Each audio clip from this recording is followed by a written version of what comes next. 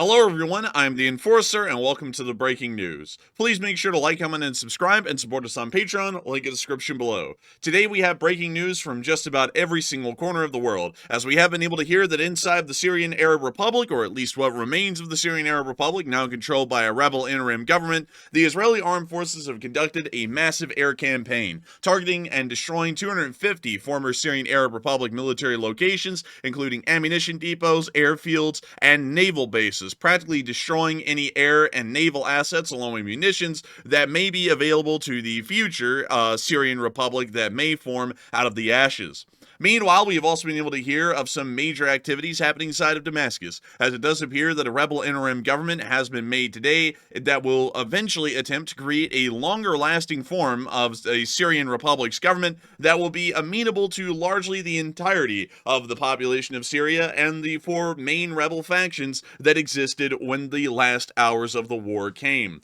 Meanwhile, outside of Syria, we were able to hear that the Israeli military incursion is still continuing inside of the area of the Syrian DMZ and a little bit across the Syrian DMZ. We have been hearing conflicting reports today about the exact location of Israeli defense forces, but we were also able to hear that the Turks are now directly threatening armed intervention against the Israeli defense forces in the support of the new Syrian Republic, or the new Syrian government that has been created inside the country. Once again, creating a tense standoff amongst the Turks, a NATO ally and an ally of the United States, and the Israelis, a non-NATO yet American ally within the Middle East. Once again, a very serious diplomatic situation that will have to be handled very carefully by the United States. Meanwhile, out in the area of East Asia, we have been able to hear that the North Koreans have apparently made some sort of a deal where they will provide continued manpower to the Russian Federation in their war in Ukraine in exchange for modern Russian aircraft such as MiG-29s and Su-27s, the first time Su-27s will ever be introduced into the North Korean Air Force.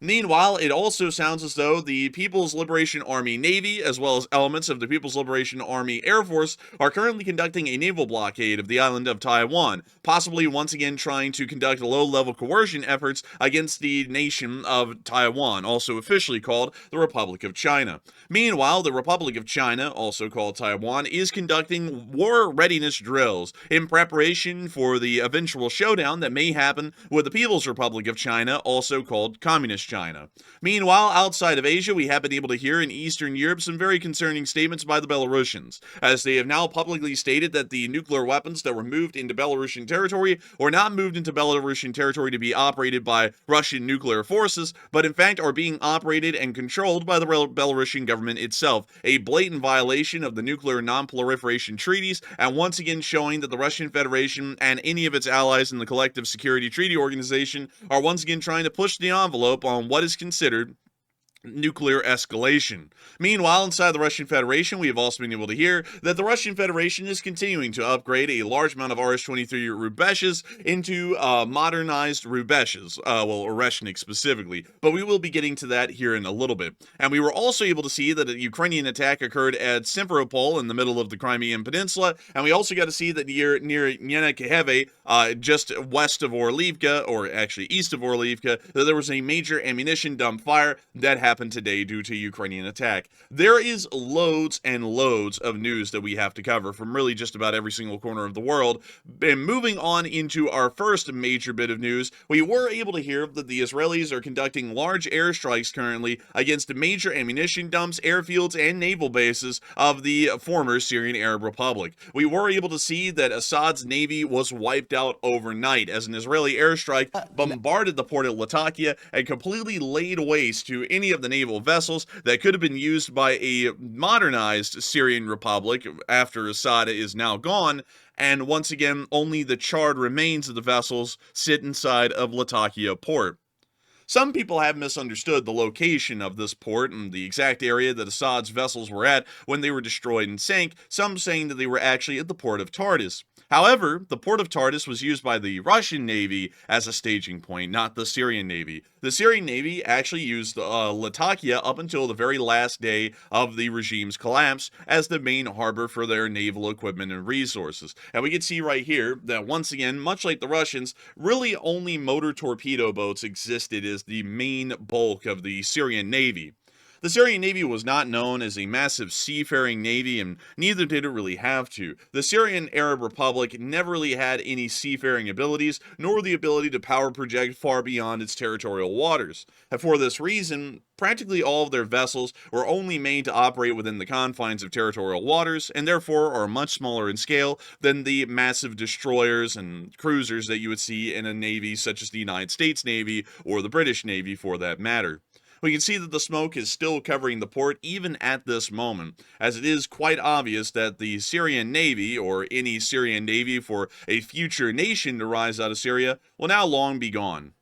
We were also able to see, to show y'all the exact location where this happened, the specific moorings or the specific harbor where these vessels were kept. Many people were saying that they were inside of Tartus, and this just simply would not line up. Tartus does not have any large built-up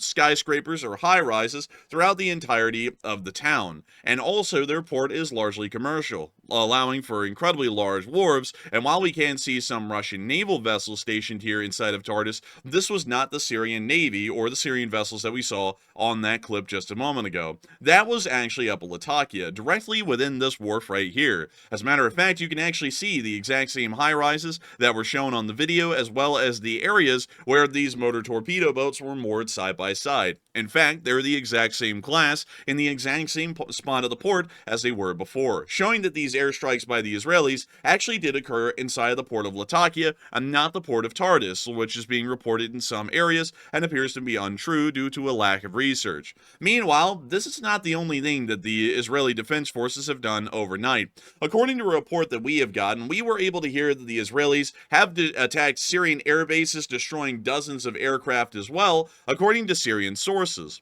And this is something that, once again, is a quite serious ordeal. Not only is the new nation of Syria losing its navy inside of Tartus and Latakia, they are also losing their air force throughout the entirety of the country as well. It is a bit of a serious issue, which we'll be analyzing here in a second, but some people may be wondering, where in the world did I get such well-tailored and in good information, solid information as a matter of fact, about the loss of the Syrian Air Force as well as the loss of the Syrian Navy? And that comes from no other place than our sponsor, Ground News. Ground News is an absolutely incredible source of news for anyone that really cares about what kind of news they are actually getting. Forget about the background noise of other news sources. Ground News gets you straight down to the news without any of the filler. With Ground News features, I can even see who exactly posted this article, what they're based in, and who they are owned by, like this publication from the Wall Street Journal, a center-leaning, highly factual publication owned by the Murdoch media family.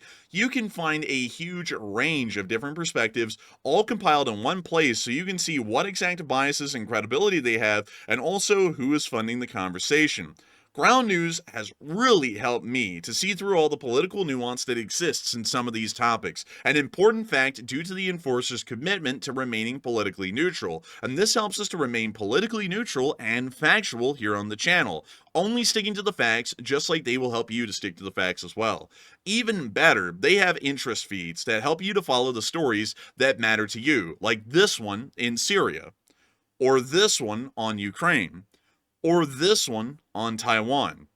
I personally use Ground News as my fact checker and bias remover behind the scenes, making sure that each and every story we make cuts through the disinformation and propaganda seen across the internet in almost every category. I cannot recommend it enough. And to help you to get started with Ground News and I have partnered up to give you all 50% off on Ground News top tier Vantage plan, bringing the cost down to only $5 a month. Sign up today and see the world through clear new lenses with Ground News.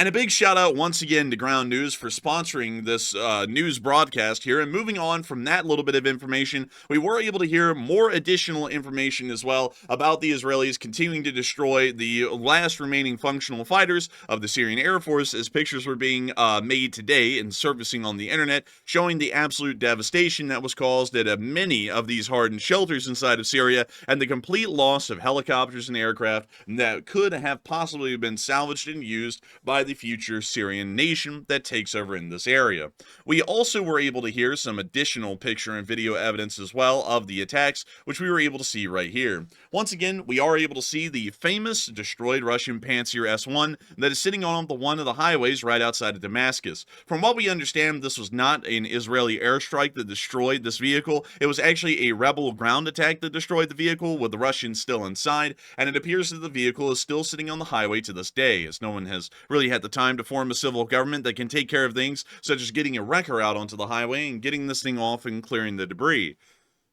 We were also able to see, however, the same picture that we saw just a second ago, and we were able to see some of the destroyed trainers. It appears that there was a MiG-21 that was also destroyed as well, or possibly an Su-22, and then further on in the background, a ZSU-23-4M Shilka, I believe, or M4 Shilka. We also got to see, once again, the other destroyed hardened shelter like we saw a second ago, and then another hardened shelter, this time with a mostly destroyed, but still somewhat intact, Gazelle light utility or attack helicopter sitting out in front of it, somehow not completely burned and destroyed, and we see the tail section of another one a little bit further away behind it. Still, this is a major amount of damage to the armed forces of the Syrian Arab Republic,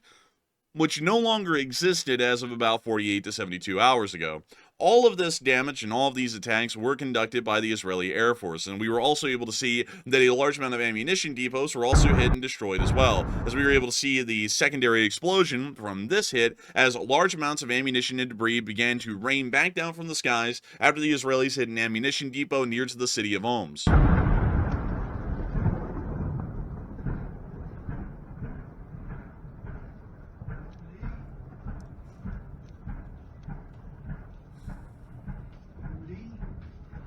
Yeah, see.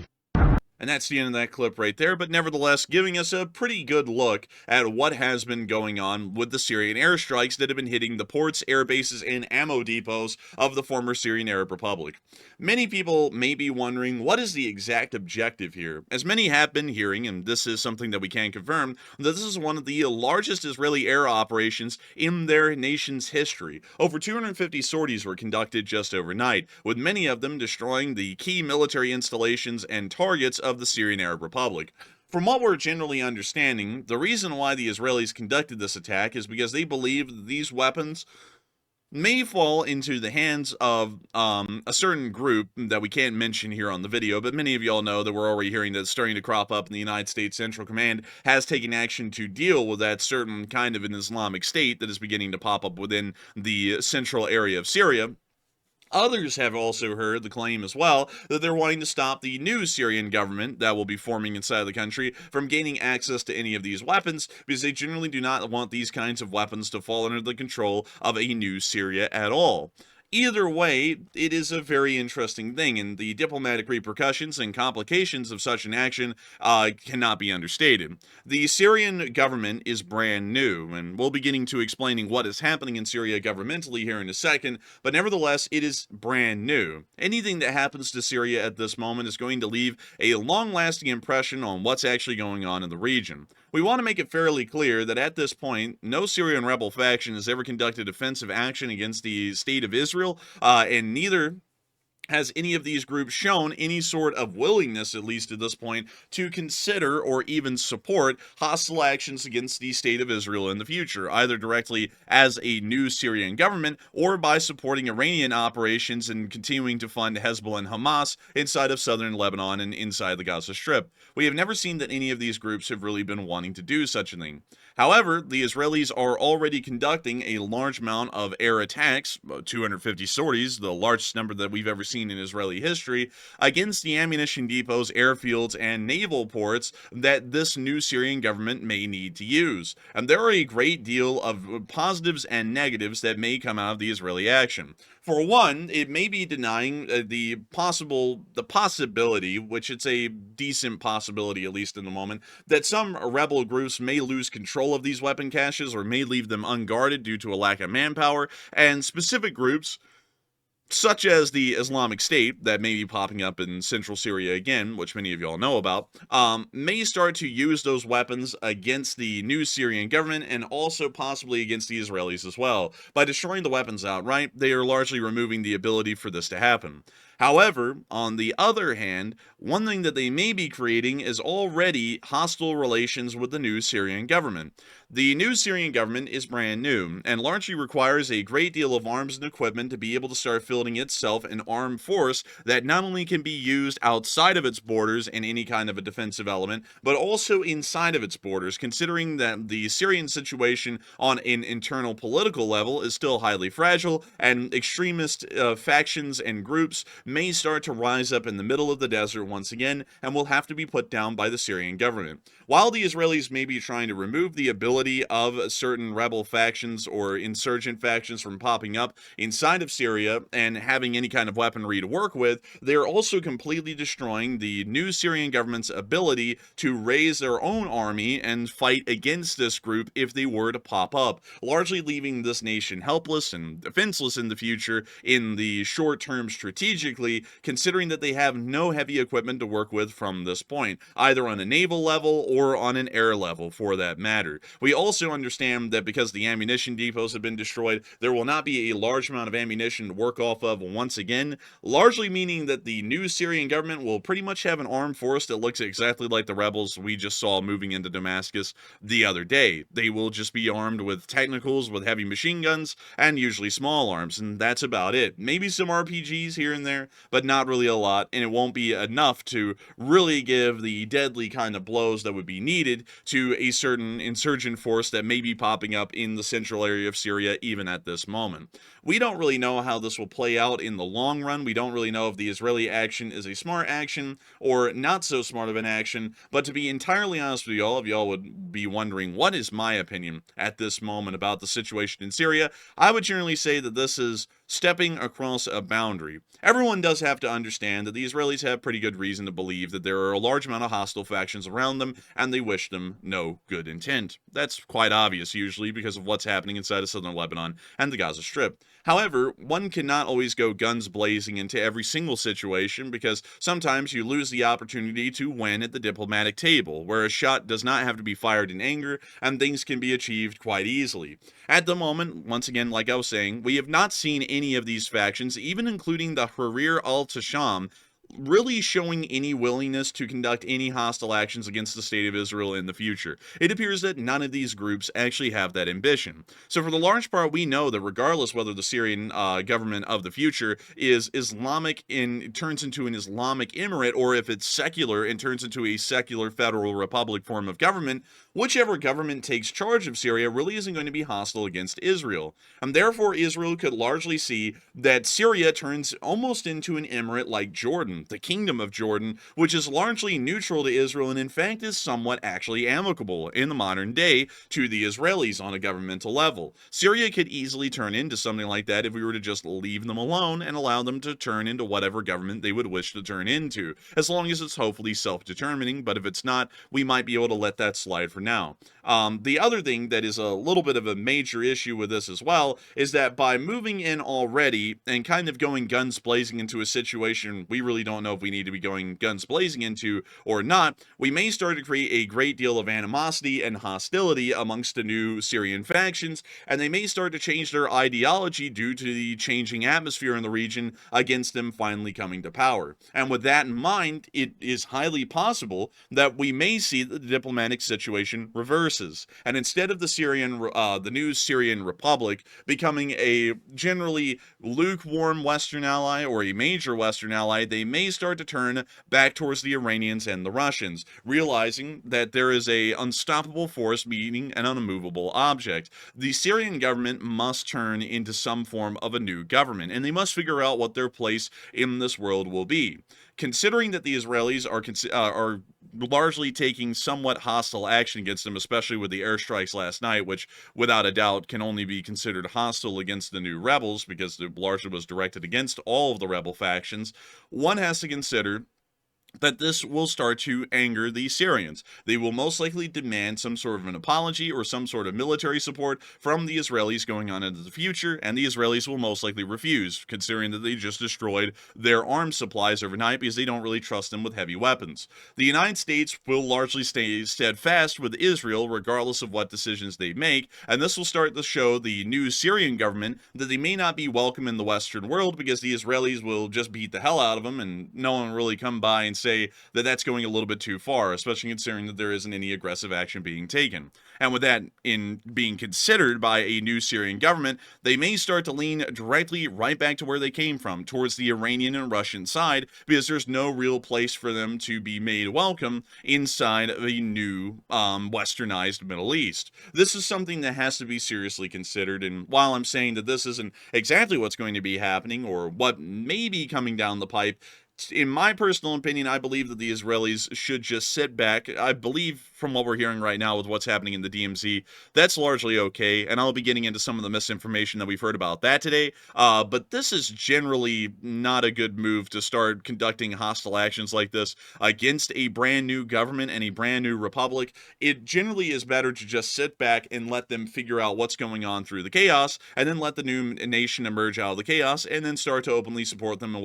welcome them with open arms. That does a great deal to actually ensuring that these governments start to become Western aligned, because all they have seen compared to what they've come from, which is Iran and Russia, which is largely violence and military oppression, they will be seeing that the Western world is embracing them with open arms, and that will do a great deal to tamp down any kinds of disliking of the West, or for that matter, any dislikings of actions that have been taken in the past regarding the Middle East, much like the Republic of Iraq exists today. But still, we don't know how it'll go, and this is all just a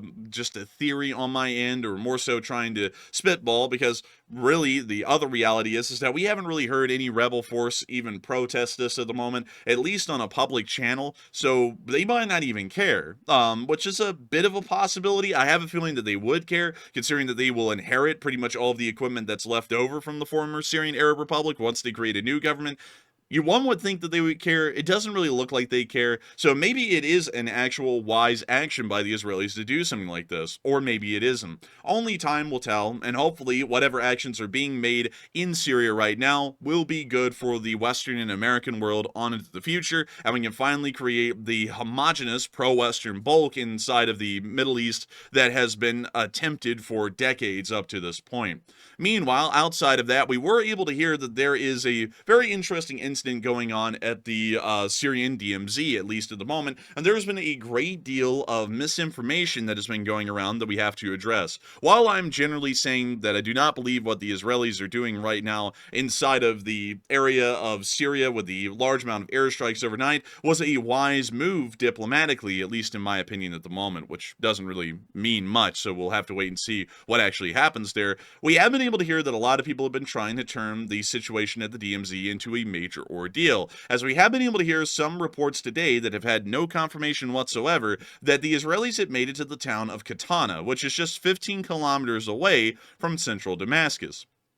This is something that we have largely been able to confirm is untrue. There has been no actual video and picture evidence that has emerged showing the Israelis inside of Katana, and not only that,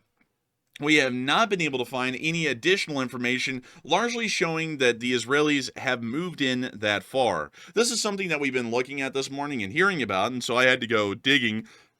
quite a good deal to see if there was any real validity or factuality behind that story, and it does not appear that there is any at all. It seems as though this is being published largely by anti-Israeli sources to make it appear that the Israelis are really trying to conduct a land grab and take as much of southern Syria as they can in the meantime. We know that there would be a major issue made by the Druze rebels, which currently control this territory, if the Israelis had advanced that far, as they practically would be in the outskirts of Damascus by the point that they reached Katana. From what we know, we are able to confirm that the Israelis did move outside of the DMZ, but it only was by about a kilometer or two, and it appears that their advance at least for now, has stopped at the moment. We were also able to get some pictures from the ground as well, showing the Israeli occupation of the area, and we were also able to get a lot more of a clearer picture of what the Israelis are doing, at least at the moment, inside of this area of southern Syria. While we were on air the other day, well, actually, it was 2 days ago on stream, we didn't really know what the actual motivations and actions were behind the IDF and why they would remilitarize the DMZ in between Israel and Syria, leading us to believe that this may be an aggressive action, unprovoked, and largely not really working within the greater diplomatic framework with a brand new and fragile Syria, like I was talking about just a moment ago. We were able to hear, however, that as the area started to fall into a state of anarchy due to the Assad regime pretty much collapsing, that groups of armed rebels were seen near the border, gathering up and beginning to make their way towards it. With this in mind, the Israelis began to remilitarize the Golan Heights and then began to advance into the DMZ, creating a small buffer area that will be held at least for the time being until a new Syrian government can be made. And according to the official Israeli statements at the moment, when the new government is formed, regardless of what it looks like, the Israeli military will withdraw from the Syrian-controlled areas on the eastern side of the demilitarized zone and will also withdraw from the demilitarized zone as well. This makes us reassess the situation here on this channel as far as what is going on at the DMZ, as this largely does appear to be within Western interests. It isn't actually within Western or American interests directly, but it is more so within a broader framework of Israeli security interests, which do kind of fall under a pro-Western interest framework in a sense, but it really is more so Israeli-centric with the action. Nevertheless, defending one's sovereignty and also defending their citizenry is a national prerogative of any sovereign nation that exists on the planet, so it does appear that this action is not overly provocative or maybe jeopardizing the diplomatic situation like we were starting to believe around a day or two ago.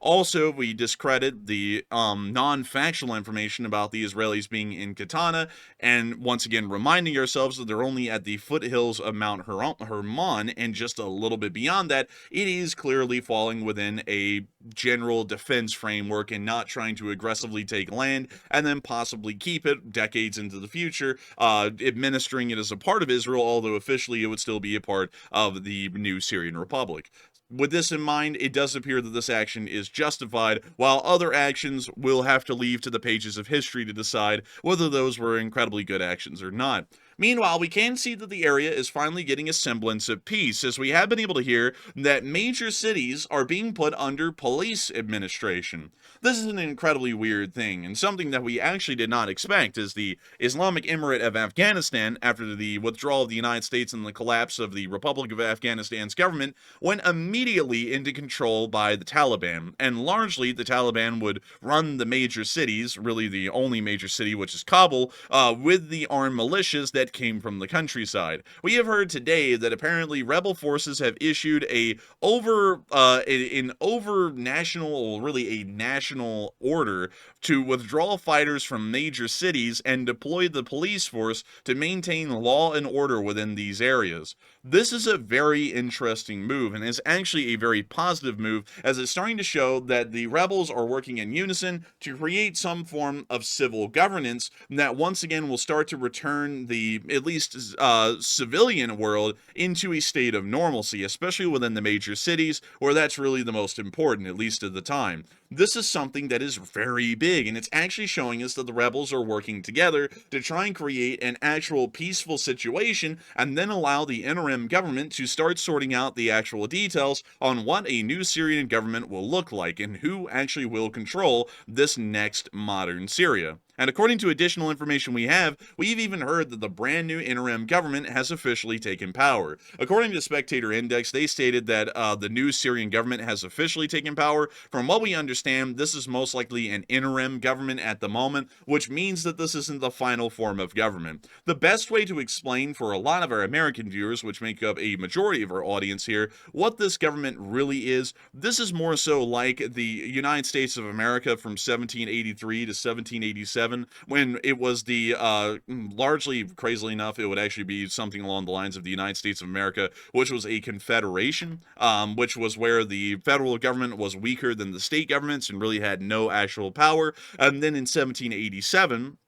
the Constitutional Convention was held, and out of the Constitutional Convention came the federal republic system that everyone knows and loves today, where the federal government is equal to the states and is able to also have supreme power on decision making, such as amendments and also court orders from the Supreme Court. Nevertheless, this is something that we largely believe the Syrian government is looking like at the moment. It's probably not the final form, and there's probably going to be a great deal of indecision at the moment as the interim government is also trying to figure out its way. And this also means that the interim government is going to be a lot more fragile than an established, stable government that we would see in a country like the United States today. It's going to be about as weak and maybe unstable as the U.S. government was from 1783 to 1787, way back when the nation was first founded. And if that's the case, we probably will see that there will be a little bit of chaos still left over in Syria, as some small factions may pop up fighting against the government. We've already heard that there was a small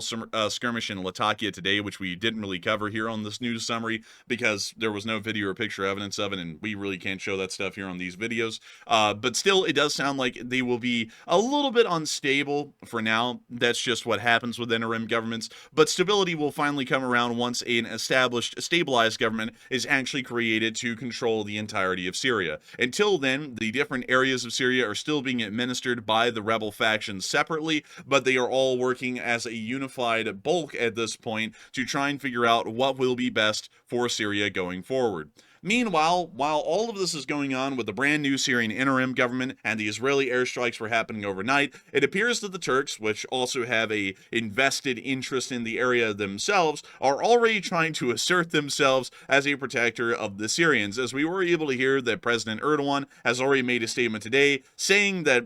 politically, economically, militarily, and diplomatically, Turkey will stand with the Syrian people, and also stated that Syria belongs to the Syrians. And here's that clip right here. Türkiye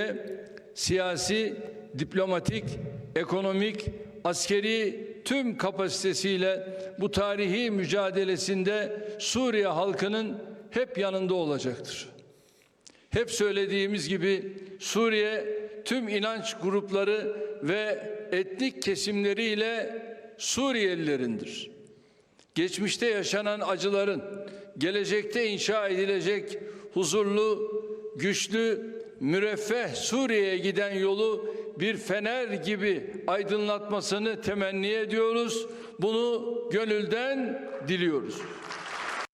It's a very interesting kind of a dynamic to explain in between Turkey, Israel, and Syria at the moment, and I'll actually be explaining that here in a second. But nevertheless, we did get the news once again from another source, as we heard that Erdogan, in a hinted message to Israel, said that any attack on the stability of the new Syrian administration and the territorial integrity of their state will find us and the people of Syria confronting it, largely showing that the Syrians will be able to have the Turks as an armed backer in the area. Both Turkey and Israel are Western allies, but both of them in some instances are largely working for their own interests in the region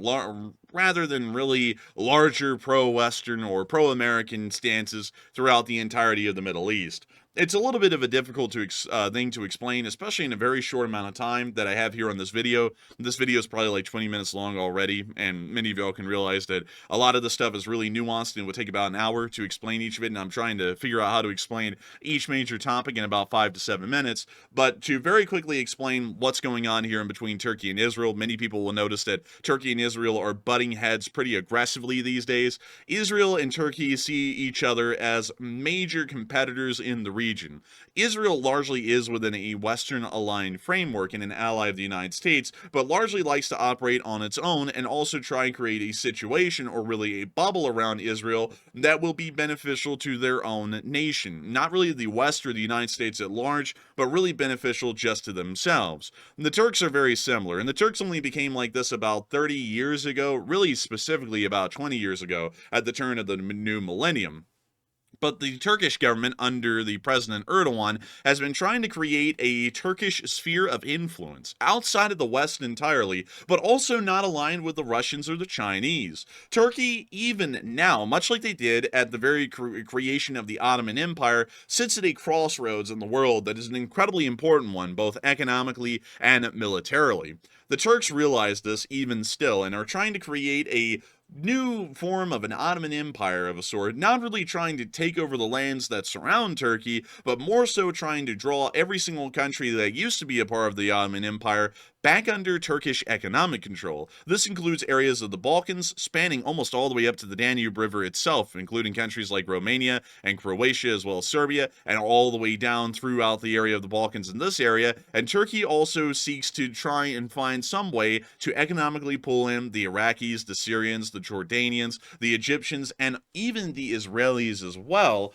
into this economic sphere. This will create a lot of economic opportunity for the Turks and also allow them to control not a dominating and all-powerful sphere of influence like the US sphere or even what the Chinese sphere is attempting to be, but it will allow them to control a very important crossroads in the world and make Turkey a nation to be reckoned with on a diplomatic playing field. However, this starts to immediately conflict with the Israelis because for the Turkish to be able to realize this image, they have to immediately start to confront the Israelis, and this starts to work against the Israeli framework of pretty much creating a broad security zone around Israel and also trying to crush any sorts of actions that are done against Israel's security interests. This action could be considered one as well, with the Turks trying to draw the Israelis into a larger form of an economic sphere that would be controlled by Turkey. With this in mind, this is why we see that they continue to violently butt heads, because Turkey is trying to assert itself to most of its neighbors as being the big guy, the protector of all the folks in the area. They'll stand up for nations like Ukraine and provide them with arms and weapons because they want Ukraine to look at Turkey as the strong man, the kind of guy that they ought to partner up with in the future and make big money with. And that's how they want the Balkans to look at Turkey, and that's exactly how they want the Middle East to look at Turkey as well. And Turkey will lose this strongman image if they don't stand up for a country like Syria. And so Turkey's standing up for Syria against Israel because they're wanting the new Syria to really move towards Turkey and become a part of this Turkish economic sphere. And this starts to conflict with the Israelis because the Israelis are trying to create a security perimeter around their country that largely will be safe for Israel alone. And so Israel is actively largely weakening Syria for their own interests, and the Turks are now trying to stand up and maybe even confront the Israelis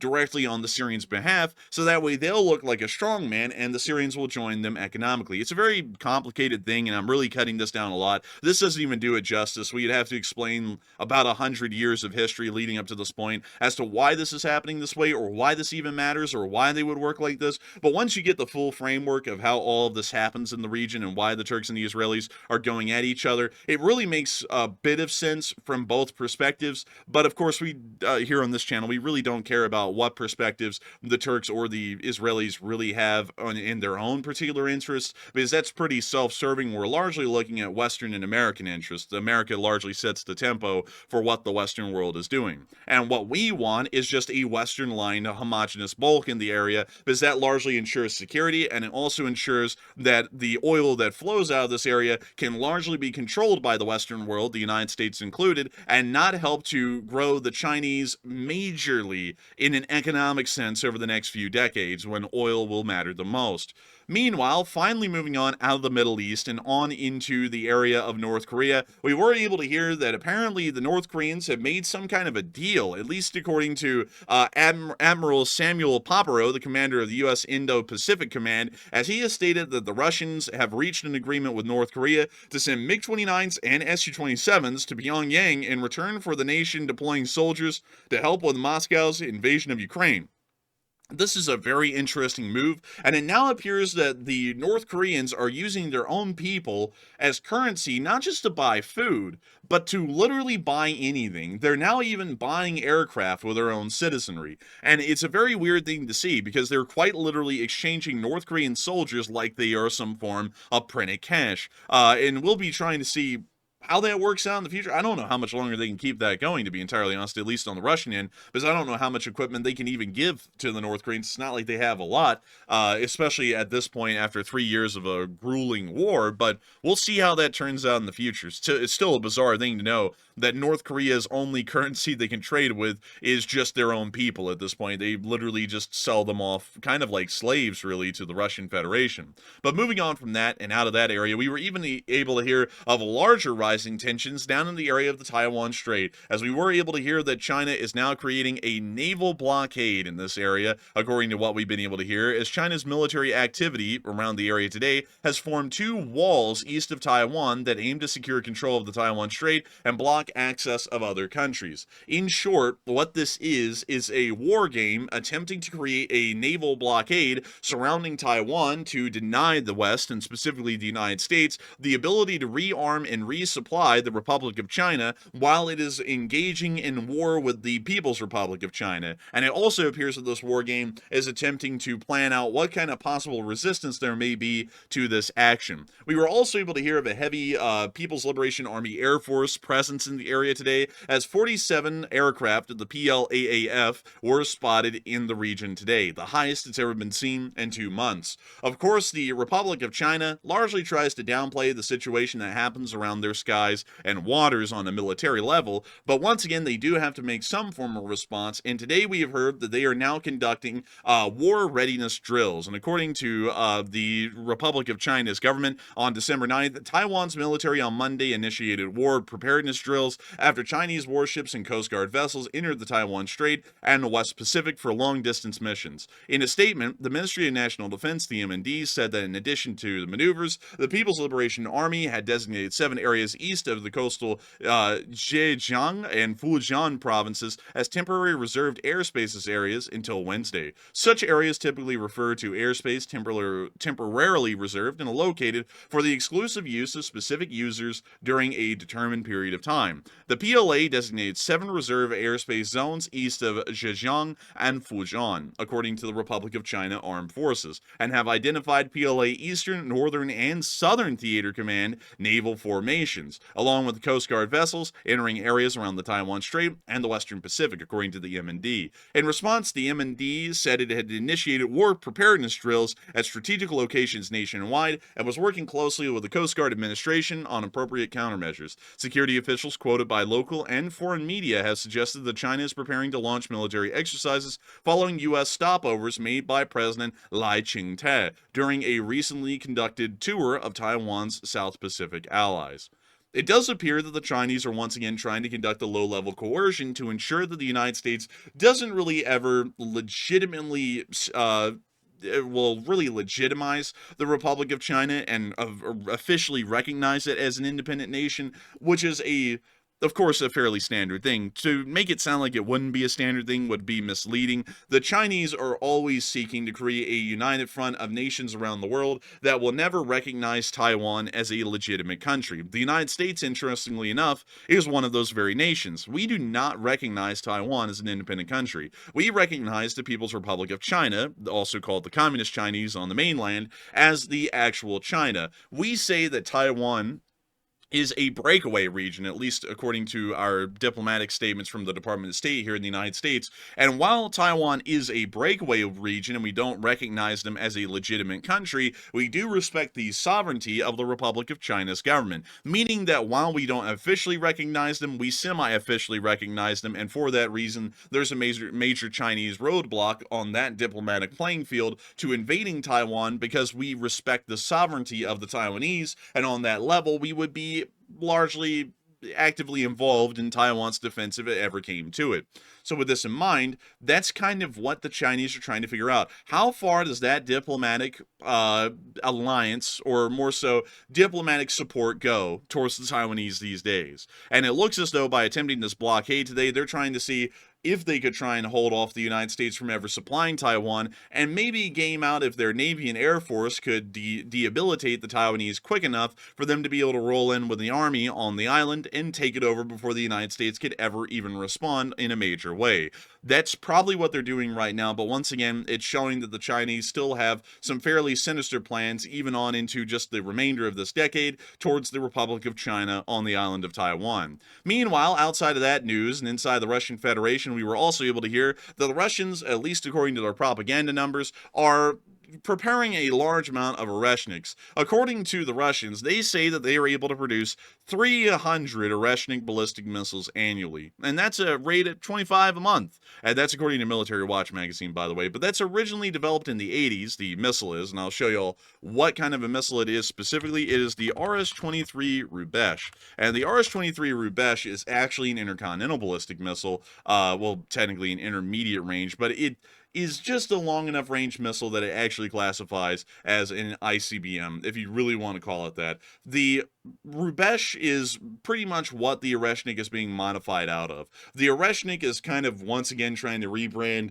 like, for example, the Iskander into the Kenzel. It's almost the same thing. It's not really a massive modernization of a brand new kind of missile. It's more so taking an old missile and just trying to soup it up in terms of speed. That's really what it is, and we don't really believe that these things are going to be wildly effective. They may be possibly easily intercepted, considering that it's trying to just once again soup up an older platform that has been in service really since the 80s. But nevertheless, it can carry a large amount of MIRV targets, but even still, we are kind of doubting the 25 per month number. It seems a little bit far-fetched that they're able to upgrade 25 of these things a month into the Oreshnik variety, considering that they can't even produce a brand new main battle tank or even produce a decent brand new assault rifle for the Russian army, considering that's too expensive. So upgrading Rubeshes into Oreshniks at 25 a month, we believe that that's just financially infeasible for the Russian Federation at this point, and while they are upgrading some of them into Oreshniks, it's probably a lot smaller of a number, maybe a handful of them a month, but not 25 a month. Meanwhile, we did also get to hear that the Belarusians also have stated that they have nuclear weapons as well. To pretty much cut it short, Lukashenko stated today in a pretty long-winded statement that the Russians had actually given the nuclear weapons to Belarus to keep, and they're actually being fielded and operated by the Belarusian armed forces and not the Russian armed forces. That is a blatant violation of the Nuclear Non-proliferation Treaty if true, and if that is the case, the United States should respond by its own nuclear escalation in the region by moving our nuclear weapons forward from Germany and into Poland. Some people believe that that sounds very scary and very dangerous. It is very scary and it is very dangerous, but nevertheless, we cannot allow flagrant violations of non-proliferation treaties to pass us by without having some sort of a major response in return. If the Russians and the Belarusians don't want American nuclear weapons to be moved from Germany into Poland, then they ought to withdraw their nuclear weapons from Belarus, or Belarus ought to hand their nuclear weapons back over to the Russian Federation to avoid a violation of the non-nuclear proliferation treaty. That would make sense. The United States and the Western world should not continue to bend its knee to the Russian Federation and allow them to do things in blatant violations of treaty and international law. We should continue to assert that international law and the rule of the treaties should be put in place and in effect well on into the future. And any violation of these treaties will be met by an equal escalation on our side until they once again adhere to the treaties that have been accepted and signed by all parties and have been for decades. But moving on from that and out of the area of Belarus, we were also able to see that the Ukrainians were able to hit a major ammo depot today near to Nekiyevo, or as it's called on our map, Yenikiheve, or Yenikijeve. I'm not really sure which way it's pronounced, but you can see the explosion right here.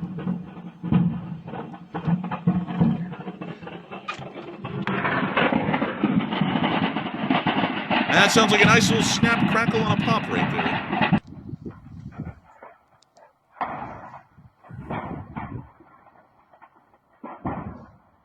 And that's the end of that clip right there, but very interesting to see. And we also got to see an additional clip as well, a little bit further down, where apparently there had been an attack on Simferopol in the middle of Crimea today, but we really didn't get to see a lot of it because they blurred out the ground, of course, because the Russians want to assure OPSEC. But we can see the cloud of an explosion in the sky above Simferopol, showing that there was some kind of an air attack and an explosion that came from the ground.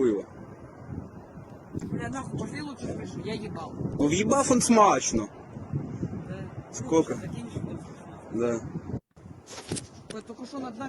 That's the end of the clip, but still showing us that the Ukrainians are once again starting to strike a little bit deeper into Russian-controlled territory and trying to cause them some severe damage to their rear line areas. Incredibly important in keeping a war going. But nevertheless, that is the end of the news today. I have to thank each and every single one of y'all once again for watching. I have a feeling that this news segment was pretty long. I have a feeling that it's maybe 40 minutes, 30 minutes long, something along those lines. I'm not entirely sure, but it was a chock full news day, and there was a lot to talk about. I hope that you all have enjoyed this news, nevertheless, regardless of how long it was. Hopefully, it was informational and giving a very good analysis and perspective on what's going on around the world currently. And if you really did enjoy it, please make sure to like, comment, and subscribe. And if you've made it all the way to the end of this video, which I'm hoping that you did, please make sure to put down in the comments section, type "hey" in the comments section in support of the Republic of China and the difficult situation that they're dealing with at the moment. Hopefully we'll be able to see that the Western world stands united behind the Taiwanese, or as they're called, the Republic of China, and see them through to independence someday in the future, breaking away finally from the chains that the People's Republic of China continue to try and throw onto the small island nation. But beyond that, I thank you all so much once again for watching, and if y'all really did enjoy, please make sure to support us on Patreon. The link is in the description below, and we have to give a huge shout out to all of our patrons who are currently supporting the channel right now, because all of those folks help to make this possible and continue to help us to run this channel day in and day out as our primary job. And so a huge thanks to all of y'all once again for watching, and I will see you all in the next one.